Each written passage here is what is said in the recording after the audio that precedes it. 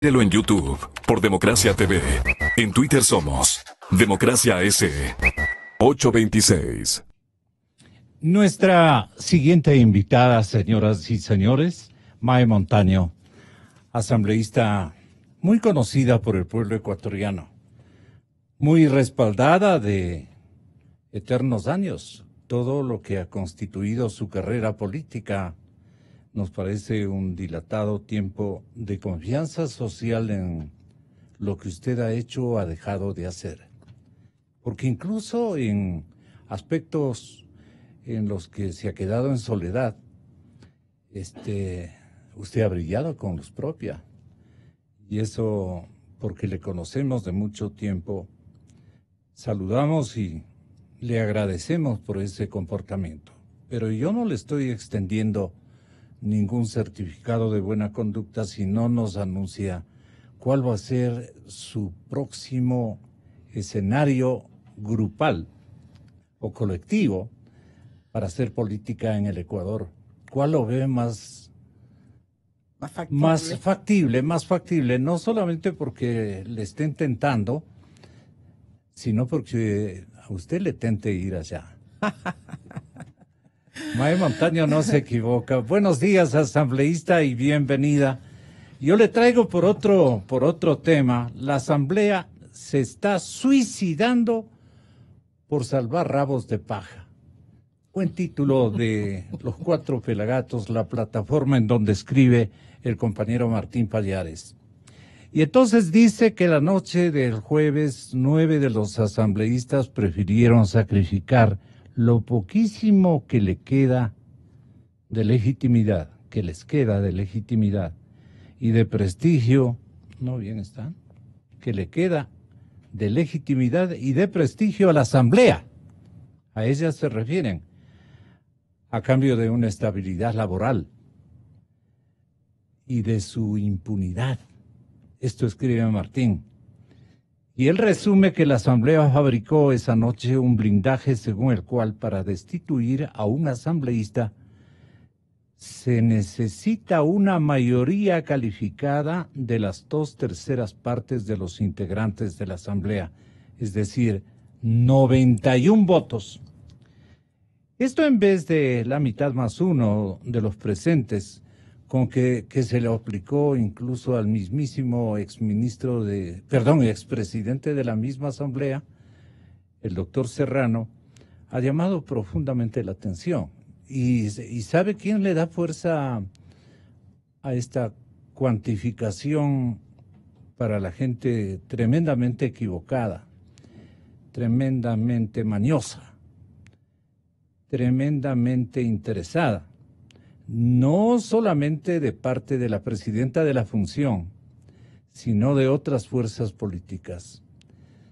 Le dijeron al señor compañero suyo, no compañero de partido, sino compañero de asamblea, al señor Flores, Fernandito, FF, mándate un chiste.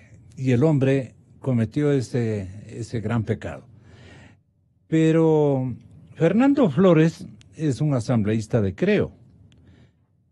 Él insólitamente emocionó el blindaje, a pesar de que su compañero de bancado, Esteban Bernal, es quien acusa a la fanática correísta. De eso me he permitido invitarle para que nos esclarezca y hablemos del escenario que hoy impera, con pareceres, decisiones equivocadas o acertadas, dignas y otras de otra clase de factura, lideradas lamentablemente también por la señora presidenta, que se le ve en un acomodo y le han criticado feamente diciéndole cómo a la altura de este partido, cómo a la altura de estas circunstancias, ella busca firmar un convenio de paz, de amistad y límites, básicamente para poder estar a tono con la función y nada más que eso, defender el puesto. Mae, usted es igual que el periodista, súper incisiva y aclara las cosas. ¿Cómo podría usted aclararnos este drama que vive el Parlamento en este momento? ¿Cómo se siente usted, Mae? Primero, permítame saludarle, querido Gonzalo. Es un gusto siempre compartir estos micrófonos y saludar a quienes nos escuchan con un gran abrazo. Y no puedo dejar de referirme a sus palabras iniciales de presentación. Tan generosas palabras ameritan un agradecimiento muy especial y claro, me motivan a esta hora de la mañana para sentir que a veces no siempre lo que hacemos en la asamblea pasa inadvertido, porque eso es a veces el sentir que tenemos, ¿no? O sea, no estamos haciendo nada, no podemos estar a tono con lo que la gente quiere y exige de nosotros, pero seguimos en esa línea y la gente sabe que prefiero siempre hablar por lo menos con mi verdad, que no necesariamente es la verdad de todos y de manera comportamientos y conductas coherentes, lo que más exige la gente. Exactamente. Entonces, con esa coherencia, yo voy a contarles mi verdad sobre esta problemática que se vive. No se puede hablar de un tema en particular, el tema de las dos asambleístas, sin hablar del contexto en que estos temas y estos asuntos y estos problemas y estos delitos, porque de eso se trata, hay que puntualizarlos bien, de esta presunción de delitos se dan. Estamos en un momento en que la lucha contra la corrupción a veces sentimos que la hemos perdido y la ciudadanía exige mecanismos claros para combatir la impunidad, que es la base fundamental en la lucha contra la corrupción. ¿Qué le pasa a la Asamblea en este momento? ¿Por qué está entrampada en esta lucha contra la corrupción? Y vamos a partir del marco constitucional y legal con el que tiene que actuar la Constitución. Ese marco constitucional que determina cuáles son las acciones por las cuales un asambleísta puede ser destituido, puede perder su calidad de asambleísta y determina la destitución por esas causales. Esas causales que están establecidas en la Constitución han sido copiadas en la Ley Orgánica de la Función Legislativa, en su artículo 163. Ahí están determinadas estas prohibiciones. La Constitución ha dejado, como en muchos otros temas, vacíos, ha dejado, digo, a veces lagunas y hasta océanos. Y la Ley Orgánica de la Función Legislativa no fue capaz de llenar en muchos casos esos vacíos, sino de profundizarlos. Cuando no se tiene un marco legal serio, preciso, completo, que no es que fue hecho así por casualidad, ha sido hecho así, y yo he dicho siempre, para garantizar la impunidad. Así está hecho el marco legal. Para dejar estos vacíos donde cada uno puede interpretar a su medida. Así fue diseñado con segundas intenciones. Así ha sido diseñado. Para este tipo de escenarios, para este tipo de casos. Hemos venido hablando desde el periodo anterior de que la Asamblea tiene que hacer una reforma integral a la Ley Orgánica de la Función Legislativa, porque tiene un montón de debilidades. Y no hemos sido capaces en la Asamblea de modificar, de reformar nuestra propia ley y nuestro marco legal. Esta ley hecha en la corchocracia. Aquello? Imagínense de cuándo viene. Hecho de la corchocracia, de manera mañosa. En el periodo anterior se llegó a una reforma que era tan mala que en vez de mejorar la ley, la volvía peor. Entonces el presidente Moreno la vetó totalmente. Y ya. Pudimos en un año, ya ha pasado un año, pudimos haber retomado el tema. Ahí está en la Comisión de Justicia. No se le ha dado la prioridad y es una pena que la Asamblea no haya sido capaz ya de reformar su propio marco legal. Entonces, en este momento nos encontramos en la necesidad de interpretar, y es lo que estamos haciendo, interpretando cuál es la sanción que cabe para una asambleísta, la sanción que cabe para la otra asambleísta, las causales, si están claras o no están muy claras. Entonces, yo creo que la conducción de este tema ha fallado. La conducción, la manera como se ha conducido el tema, la manera como se presentaron los temas ha sido errado. Porque la primera cosa, y donde primero debió analizarse profundamente los temas, era en el Consejo de Administración Legislativa. Porque ahí llegaron las denuncias. Ahí debió haberse hecho una primera interpretación. Un segundo momento debió ser un análisis claro, profundo, entre los integrantes, los jefes de los distintos bloques. Bueno, pero ¿qué habría y la que presidenta cambiarse? de la Asamblea. lo que había que definir es, que no está ni en la ley ni en la Constitución, es con qué votación, con cuántos votos se puede quitar la calidad de asambleísta o se puede destituir a un asambleísta. Allí la cuantificación suya de orden democrático. Hay 3 escenarios que podrían ser. Uno por mayoría. No, díganos el suyo. Sí, el mío es, yo he dicho, ¿qué tenemos en la Constitución? En la Constitución tenemos y en la ley tenemos un mecanismo que dice que para destituir a un ministro se necesitan 2/3 de la votación de la Asamblea. Esto es 91 votos. Un ministro de Estado. Hacíamos un previo análisis. Como digo, no es la verdad absoluta, no la tenemos, pero yo equiparaba. Si para destituir a un ministro, o sea, nos olvidamos en este momento de Espín y de Vallejo, ¿no es cierto? Porque no hay que ser de alta corrupción, pues no un ministro de Estado para que logre unanimidad casi, 91 votos para que sea censurado, destituido igual que para cargo. un vicepresidente, igual que para un presidente. Pero para destituir a un ministro, eso es lo que pasó con el ministro de Finanzas. Pero eso es lo que dice la Constitución. La Constitución determina que ¿Pero para es aplicable para el Congreso? Podría no ser aplicable. Ese era el gran debate. Lo que debimos hacer primero es abrir un gran debate antes de plantear y votar una moción. Porque cuando se plantea una moción, ya no hay tiempo para debate. Claro. Se vota. Entonces debimos debatir su primero. Compañero, el señor Flores, se cura en sano. Dice, se vayan a acordar de lo mío, y yo más bien de una vez me curo en sano y voy a respaldar la cifra de 91 adhesiones a la censura para que me puedan sacar del Parlamento. Ahora, usted sabe, mi querido Gonzalo, que cuando se presenta una moción, si esa moción no hubiera tenido el respaldo de la mayoría de los asambleístas, no hubiera pasado. Hay decenas de mociones muy buenas que no han pasado en la Asamblea porque no han tenido los votos necesarios para hacerlo. Tenemos un nuevo recurso que es el que dice que se aplicará esta tarde. Aplicar esta tarde el tema de la reconsideración.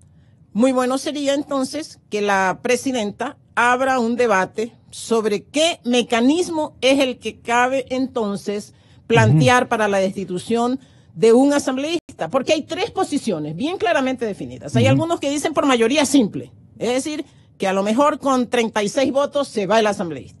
Hay otros que dicen con mayoría absoluta, esto es, con 70 votos podría irse el asambleísta. Y otros que dicen con mayoría calificada, que es esta de los 2/3. Esos temas tienen que ser debatidos a profundidad para tomar una decisión, no solamente pensando en Vallejo y Espín, sino pensando en que vamos a dejar un mecanismo que será un precedente para futuras situaciones. Eso es ¿Usted cree que han sido lo suficientemente persuasivas las primeras precandidatas a irse del Parlamento y que pertenecen a las mismas filas? Le pregunto al respetable Felipe Rodríguez, abogado de la República, hombre inteligente. ¿Qué es lo que anima a Martín Pallares de los 4 Pelagatos a mencionar que la Asamblea se está suicidando por salvar rabos de paja? Así de simple. Bien puesto, ¿no? Doctor Rodríguez, muy buenos días. Hola, querido Gonzalo. Qué bueno escucharle a Mike, que estoy muy de acuerdo con lo que ella ha establecido. Yo creo que el gran problema que tenemos, parte inicialmente lo que nos ha dicho Mike, es que justamente quienes elaboran una ley tratan de cubrirse las espaldas. No es casualidad. Es precisamente pensar, si es que el día de mañana me quieren destituir a mí, ¿cómo me blindo? Ven a futuro.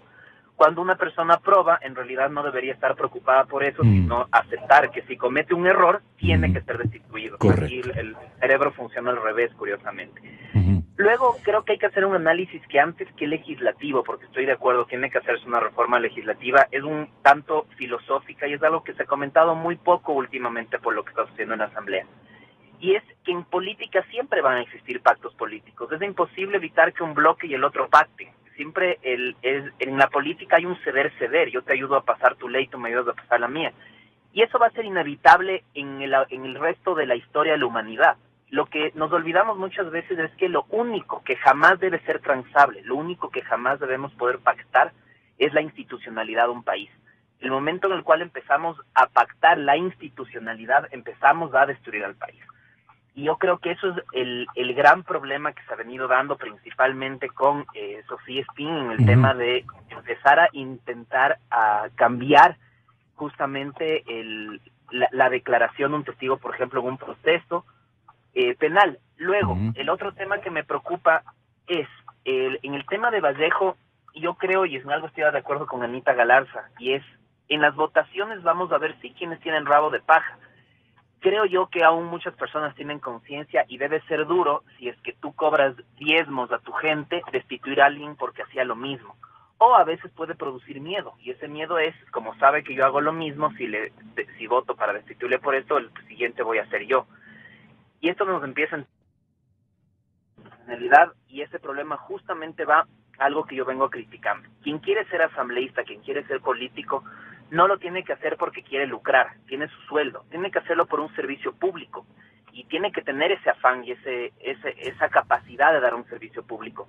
Jamás quien da ese tipo de servicio debe sentir o pensar que se va a enriquecer en ese cargo. Y lamentablemente vamos viendo que existen asambleístas que ven el momento perfecto para empezar con los famosos diezmos a enriquecerse y ven a la política como un negocio, y se olvidaron entonces que justamente no es un negocio, sino es un servicio a toda una sociedad. Hay un acerto de Martín Pallares que quiero que tenga la bondad de darle todo el relieve y el contexto que requiere para beneficio del escribano, para beneficio del intelectual, para beneficio del periodista. Te saludamos muy cordialmente con el doctor Rodríguez, Felipe Rodríguez, que también nos acompaña a esta hora de la mañana, y Mae Montaño en el estudio. Te saludamos. ¿Cómo escribiste esto que la asamblea se suicida por salvar rabos de paja? ¿Era con una, digamos, una dedicatoria especial para la señora presidenta o para todos los asambleístas? Martín, buenos días. Sí, buenos días, Gonzalo. Buenos días, Felipe, Mae. Un gusto compartir con ustedes este espacio. A ver, yo creo que lo que se está aquí tratando de hacer es esconder, tapar las responsabilidades de un legislador, que son las responsabilidades de un funcionario público, con minucias legales, con pretextos, con la lectura de la letra colorada de la ley. Yo creo que aquí se están discutiendo temas de ética pública. Yo creo que es absolutamente impresentable, inaceptable, que una legisladora haya ido a visitar a una testigo protegida Diana por la Fiscalía Falcón. y tratar de alterar la versión. Me parece que si caemos en el tema de que si ese es un delito o no un delito, que está puesto en la ley o no está puesto en la ley, que si se necesita tantos votos, caemos en una serie de argumentos y de pretextos para tapar lo que realmente está en juego aquí, que es la falta a la ética pública. Uh-huh. Es inaceptable que la Asamblea tolere que uno de sus miembros haya hecho eso. Es que si nos ponemos a pensar fríamente, lo que hizo la asambleísta Spin es vergonzoso, es inaceptable, es impresentable. Y que a través de esto de Spin se establezcan blindajes, candados para que otros legisladores que pueden ser investigados y procesados salgan bien librados, me parece que es un autoatentado. Se está inmolando la Asamblea porque está quemando la poca buena imagen que tiene, ¿no? Una institución pública, una institución de democracia, no tiene que solo ser, sino también parecer honesta y ética, ¿no? Y me parece que eso es lo que estaba en juego aquí, y por eso escribí el artículo. Esa es el rabo de paja de Sofía, pero dispuesto desde Europa por el expresidente Correa, quiero entender. Sofía, anda, consigue que Diana, autora confesa, testigo protegido, en el secuestro de, ¿cómo le tratará a Balda? Pues no, el jefe mayor. Pero digo, ¿este es el rabo de paja de Diana? Bueno, sí, y el de ella es y como mencionaba Felipe, también está el caso de los diezmos y de las contribuciones de los asesores, ¿no es cierto? Entonces, yo creo que cuando yo hablo de rabo de paja ahí, yo lo que estoy diciendo es los asambleístas que para blindarse, para protegerse, montan un candado, que es la cantidad de votos, para que ellos no puedan ser procesados y destituidos. El blindaje conseguido a propósito del proceso en contra de la asambleísta Espín no hace sino poner en evidencia la inmensa ceguera de sector de asambleístas considerados como no correístas.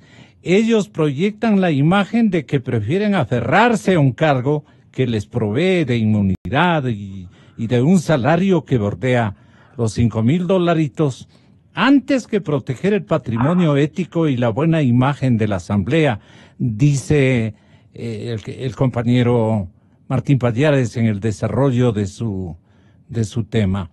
Los asambleístas hacen eso en un momento de inmensa fragilidad de las instituciones democráticas, y eso es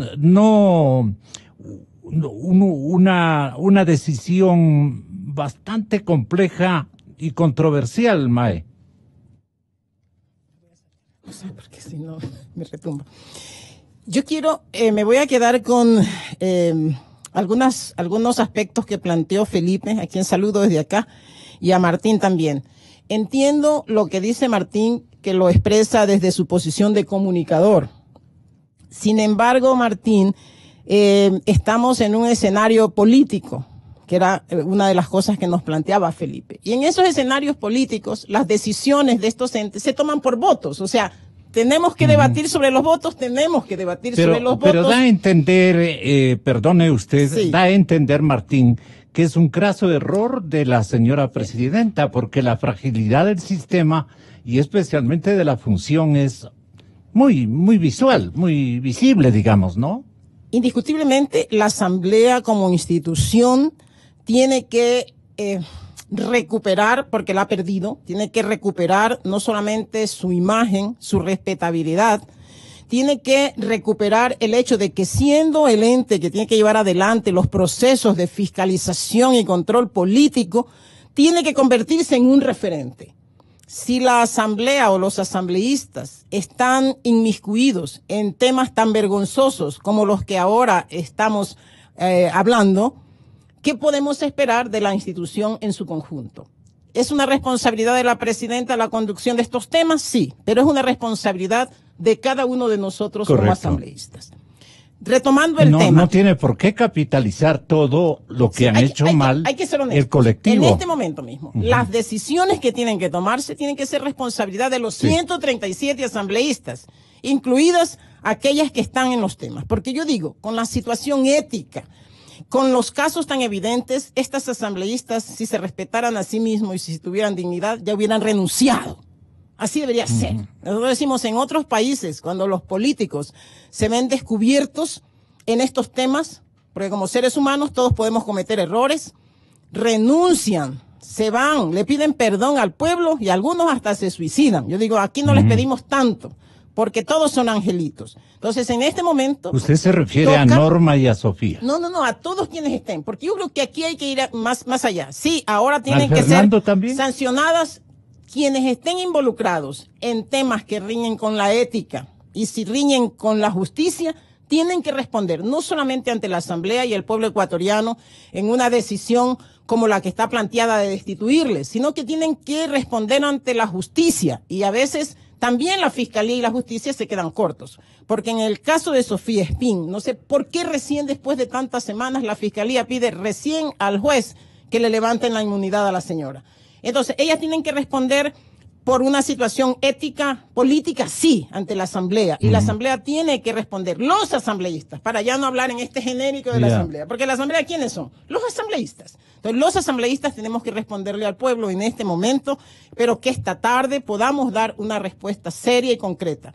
El tema de analizar los votos, sí, porque con los votos es que se toman las decisiones. Y en los órganos políticos, aunque nos guste o no nos guste, hay que hablar y hay que concretar esos votos. Esa es la dinámica de este Parlamento y de todos los parlamentos en el mundo. Entonces ahí cada uno tiene que asumir su responsabilidad de estar a tono con estas circunstancias. Entonces esta tarde se van a discutir los votos, sí, porque hay que tomar una decisión sobre el tema. Y vuelvo a insistir, que estas asambleístas van a sentar, o las decisiones que tomemos sobre las acciones de estas asambleístas van a sentar un precedente, sí, porque a lo mejor no son solamente ellas. Sabemos que en el tema de los diezmos suenan otros nombres, o puede ocurrir este tema ahora, otro tema después que riña con la ética y con la justicia, y cualquier asambleísta que sea, del color que sea, del nombre que tenga, del bloque que sea, tiene que responder. Tiene que responder ante la Asamblea y tiene que responder ante la justicia. Porque yo no me voy a conformar con que las señoritas sean destituidas y se fueron. Si han cometido un delito, si hay una presunción de un delito, tienen que responder también ante la justicia. Y si tienen que recibir una sentencia de cárcel, que reciban una sentencia de cárcel. Y si tienen que devolver lo robado, como en el caso de los diezmos, que es un robo realmente a sus subordinados. La patrocinadora principal de este final debe ser la misma presidenta del Congreso y no invitarles a que firmen un acuerdo de paz, pues. La presidenta de la Asamblea va a tener que responder por sus acciones. Es mi buena amiga, pero estoy equivocadísima. Pero hay muchos temas en la conducción de la Asamblea que tienen que ser mejorados. ¿Por qué estamos en estas circunstancias así? Porque a veces no se respeta la Constitución, no se respetan las normas, y yo creo que es que la institucionalidad se sustenta en eso. O sea, no es una leguleyada empezar a hablar ahora de cuál es el marco constitucional y de cuál es el marco legal. El respeto a las normas constitucionales y legales son las que sustentan el trabajo de las instituciones y el fortalecimiento de las instituciones. Entonces, cuando no hay ese respeto, cuando actuamos simplemente por la coyuntura, pero sin poner este enfoque en el contexto en el que estas decisiones se toman, nos podemos quedar cortos. Y vuelvo a insistir, a veces en la Asamblea se pasan por la Constitución, se pasa por la ley, y el procedimiento parlamentario es confuso, por no decir casi inexistente. Entonces, esos temas sí toca a quien hace la conducción de la Asamblea. Yo creo que ella, acompañada también del Consejo de Administración Legislativa, porque por más allá de que se llame de Administración Legislativa, las solicitudes de sanciones pasan, inclusive las solicitudes de juicio político, pasan por el Consejo de Administración Legislativa. ¿A qué desenlace debe llegar la Asamblea con este tema, doctor Felipe Rodríguez? Tenga la bondad. Doctor, híjoles, creo que se nos fue. ¿A qué? Le vamos a repetir la llamadita para que nos conteste. ¿Cuál podría ser el desenlace, digamos, de todo esto? El blindaje conseguido a propósito del proceso en contra de Espín no hace sino poner en evidencia la inmensa ceguera del sector de asambleístas considerados como no correístas. Ellos proyectan la imagen de que prefieren aferrarse a un cargo que les provee de inmunidad y un salario, como decía antes, de 5,000 millones. Felipe, el tema es que no pueden dejar de lado, primerísimo, la sonrisa de un Correa en Europa sonriendo por estos hechos, armando el caos, tratando de desprestigiar a la principal función de la democracia ecuatoriana de estos días. No sé si sea la primera, pero este blindaje conseguido a propósito de estos procesos van a tener más mal fin. ¿Cómo desearía usted que quede las cosas en su respectivo andarivel de justicia? Tenga la bondad.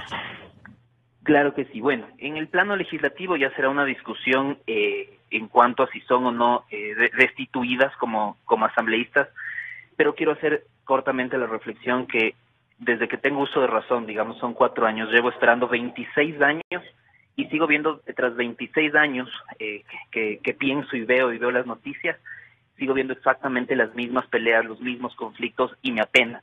Me apena, y creo que es el momento de aprovechar la coyuntura que tenemos gente como Mae y asambleístas probos, son pocos pero probos, para empezar a cambiar esto. Si no, el problema es que la gente recordará que esta fue la mala asamblea, igual que la otra, y los buenos asambleístas tendrán que sí fuimos parte de esto. Es ya misión de empezar a cambiar así la institucionalidad. Y en el campo jurídico, yo estoy directamente involucrado en el caso Norma Vallejo. Yo creo que ese caso es extremadamente fácil de ganar, es decir, la condena de Norma Vallejo creo que es inminente, no tiene mucha salida, justamente porque los verbos rectores, es decir, las conductas que debe ejecutar la asambleísta o debió ejecutar la asambleísta para ser condenada por concusión, es de exigir u ordenar la entrega de cuotas o sueldos. Es un delito de mera actividad, no de resultado. Ni siquiera se debe demostrar que haya recibido el dinero. El solo hecho de que esté en un audio ordenando o exigiendo ya le hace caer en este delito. Entonces, le chantajeó muy feo a Carlitos, pues, ¿no? Claro, entonces ahí salió realmente fácil, quedó grabada, y creo que ese es un caso que podrá contratar un ejército de abogados si quiere. Las pruebas hablarán por sí solas. Luego, en el caso de Spin, lo que hay que analizar, yo le voy a confesar, yo tengo un poco de conflicto ahí con Fiscalía, porque yo creo que se están equivocando en el tipo penal. La oferta de tráfico de influencias podría caber, yo creo que puede caber, pero tal vez como un delito secundario. Pero también se me olvida otro delito, que es algo que puede existir, y es la tentativa de adulteración de pruebas. Adulterar pruebas es un delito, y una prueba... más grave todavía. Así es, una prueba es del testimonio. ¿Por qué resulta más grave el ultrajar un documento, el falsificar un documento, el crear o forjar un documento, doctor Rodríguez? ¿Por qué es más grave? Creo que es más evidente. Olvidémonos no tanto del documento, sino que cuando dice la adulteración de pruebas son documentales y testimoniales. Si yo adultero un testimonio, si yo pago a alguien para que mienta, si es que yo le obligo a alguien a mentir, si es que yo le logro convencer a alguien que mienta, estoy adulterando la prueba. Entonces yo también creo que podríamos entrar en un concurso de delitos, ya será cuestión de fiscalía. Yo en este caso no voy a actuar, porque la víctima aquí es la Administración de Justicia, y evidentemente yo no represento la Administración de Justicia, pero en el caso Norma Vallejo sí represento a sus asesores, que además han sido víctimas de un delito de extorsión. ¿Cuál creo yo que va a ser la conclusión de todo esto? Creo que Norma Vallejo tiene un 99% posibilidades de ser condenada en el campo penal, y Sofía Espín un 50%. Es decir, tiene ciertos argumentos de defensa. ¿Por ejemplo? Le voy a dar un ejemplo más que en este caso. Para que yo pueda ofrecer a alguien traficar influencias, tiene que ser al menos factible que pueda hacerlo. Entonces, lo que cabe preguntarse es, digamos que el fiscal general ofreciere tales resultados para traficarlos en la Corte Nacional, ¿es factible que suceda? Lo que hay que preguntarse es, ¿cuán factible es que ella tenga incidencia en las Naciones Unidas para que envíen un avión en un procedimiento que además es inexistente? Entonces ella básicamente podría escudarse en un delito imposible en la oferta de tráfico de influencias. Ahora, en la tentativa de adulterar una prueba, como es el testimonio, ahí sí está un poco abrochada. Es decir, eso ya es mucho más difícil de defender. Claro. Entonces Fiscalía tendrá que hacer un análisis evidente de cuál es el tipo penal correcto. Pero si esto lo transmutamos al campo político, evidentemente ya ofertar un tráfico de influencias, ya no nos fijamos tanto en el tipo penal, sino en la incidencia política, y ahí es donde sí debe tomar una decisión el Poder Legislativo. ¿Y qué nos dice Martín Pallares, el autor de esta crónica de interpretación en la plataforma 4 Pelagatos? ¿La reflexión de Felipe es la correcta? ¿Lo que dice Ma es lo correcto? Sí, yo creo que sí.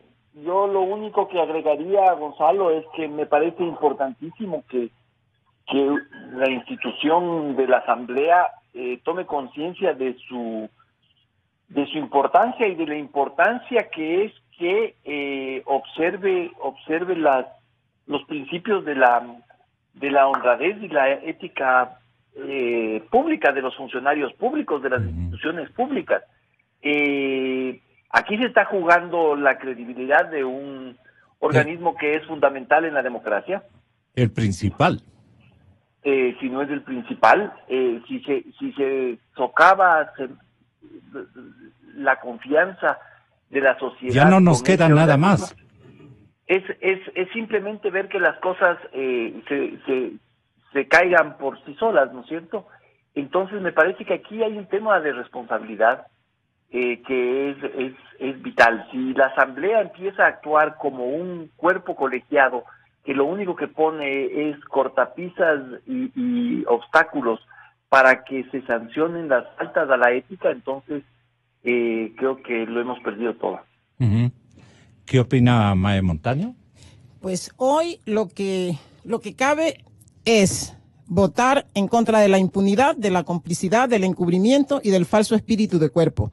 Comprometo mi voto porque estoy completamente convencida de que no solamente cometieron acciones reñidas con la ética, sino que son delitos. Así que en la parte que toca político, mi voto por la destitución de las 2 asambleístas, mi voto para levantar la inmunidad a la asambleísta Espín, que ya ha sido solicitada, y esperamos que, como ha dicho Felipe, seguramente vendrá también el pedido de levantar la inmunidad o el permiso que pide el juez o la jueza para iniciar el proceso judicial.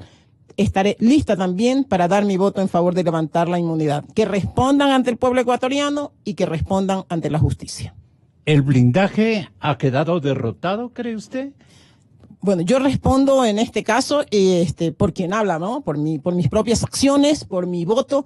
Y desde aquí la invitación, si cabe el término, a los otros asambleístas que asumamos una posición seria, una posición que no esté ligada a intereses personales ni de grupos, para asumir el respeto a la institucionalidad, pero sobre todo el respeto a quienes nos dieron el voto y a quienes nos dieron el honor de representarles en ese que debería ser, como dijo Martín, la primera función del Estado. Y eso depende de cada uno de nosotros. El dar ejemplo, la primera ser un función referente del Estado en dar ejemplo. Faltaría ese, a manera de eslogan necesario, indispensable, que deberían exhibir los Flores. Y Fernando Quera, ya le preguntaremos oportunamente. Muchas gracias, Felipe. Muchísimas gracias al compañero Martín Pallares. Y a usted, Mae. Muchísimas gracias. Le he visto en el andarivel que siempre opté por reconocerla mejor. Además, está muy linda. Ah, muchas gracias. Vean, muchas me permite Martín y me permite Felipe lisonjearme con la asambleísta aquí presente en el estudio. Bueno, muchas gracias, señoras y señores. Yo quería solo